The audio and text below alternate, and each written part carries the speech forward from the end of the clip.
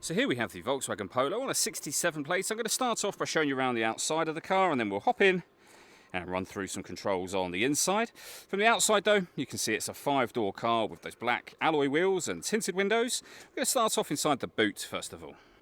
As we approach the back of the car, you can see we have reversing sensors, plenty of boot space along with that 60/40 split folding rear seat should you wish to increase this space even further again.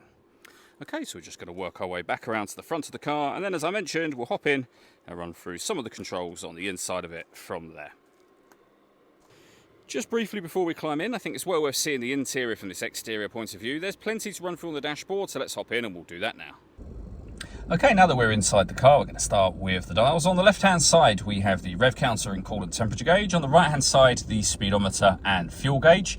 In the centre, you can see the total miles of the car. They are 47,756. Above that, we have a digital readout for the speedometer. You can change that information using buttons on the steering wheel for various bits of trip computer and fuel economy information. If we back out to the steering wheel, over on the right hand side are the buttons I was just using. You can use these buttons to go through the different menus available on that screen.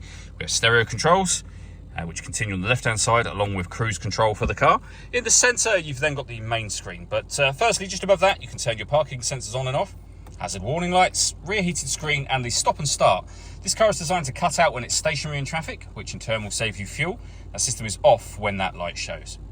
We have the radio button, the main volume for the stereo. As you can see, this car's got DAB, FM and AM radio available. If you want to listen to your own music, press the media button, and then down here, plenty of ways to listen to music, including streaming it wirelessly via Bluetooth audio once you paired your phone, which is done by hitting Find Telephone and following the instructions on screen from there. Below that, we have the air conditioning. You can adjust the temperature, fan speed and direction of the air. You can turn your air conditioning off, back on again. You can recirculate the air that's in the car. That's a great way of heating it up or cooling it down quickly depending on the temperature you've set here. We have 2 cup holders, USB input, auxiliary input and a 12-volt charging socket, and then the 5-speed manual gearbox. All that leaves me to say is thank you for taking the time to watch this video. If you'd like to come and see the car for yourself and have a test drive, please feel free to give us a call here at Surrey Specialist Cars. We'd love to hear from you soon.